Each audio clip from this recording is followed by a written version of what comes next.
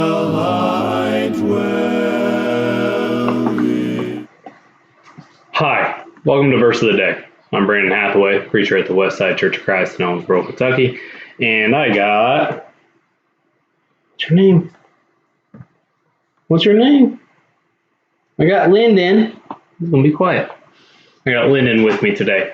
As I was looking there, looked like the music was off during the countdown, which is probably why my video yesterday didn't have any volumes, because I probably muted the wrong thing and when I was trying to unmute my mic. And so I apologize for that. And then I went back and tried to do another video, and I think it went onto YouTube, but it did not go onto Facebook. And so my apologies. Yesterday's verse of the day was Luke 1. And I looked at a few passages through Luke 1, and the first one was when Zechariah was interacting with the angel, and he ended up asking for a sign and talked about how we need to be careful what we ask for, because he was mute until the day in which the angel said would take place, that he would have a son and that he would name him John. And so on the 8th day after John was baptized, Zechariah was able to finally open his mouth, confirming that it was to be John, and he blessed God. And then then I used verse 67, I think, where he started prophesying also. And so that's what we talked about yesterday. I apologize if you missed that, but it is on YouTube if you want to go back and find that. So today's verse of the day is going to be Luke chapter 2. Luke chapter 2. Can you show me two fingers? Two? No? All right. Luke 2 and verse 7. It brings it out here. It says, "And she gave birth to her firstborn son, and wrapped him in swaddling clothes, and laid him in the manger, because there was no place for them in the inn." And so I chose this verse in pointing out how low Jesus came, and to the point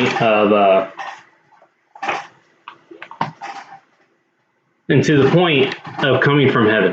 As he came down from heaven, and he, again, we're going to Hebrews and seeing or other verses that he was equal with God, did not count it wrong to say that, and he came from heaven. He was there when all things were created. He is our creator. And in being in control of everything, he had authority, he had power and authority.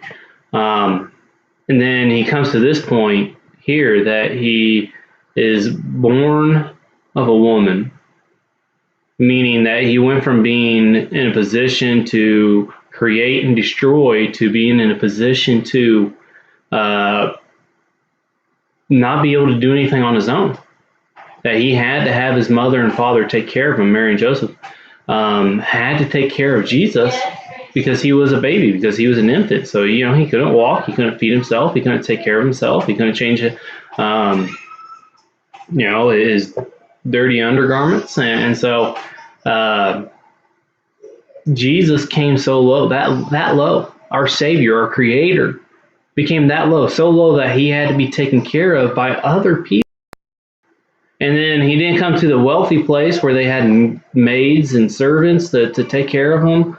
No, instead he is laid in a manger. He goes into a place where he is, we know that he's rejected by men at the end and crucified, but at the very beginning, he couldn't even find a good, safe place in a room to be laid, but rather laid around with other animals.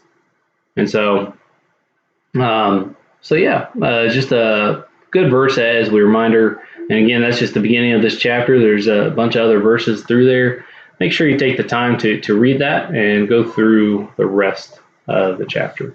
I want to thank you again for joining me today. I hope that everybody does well. I'm hoping this is on Facebook. Right now it's showing it's still sending data, so this may not even be on Facebook. So I apologize.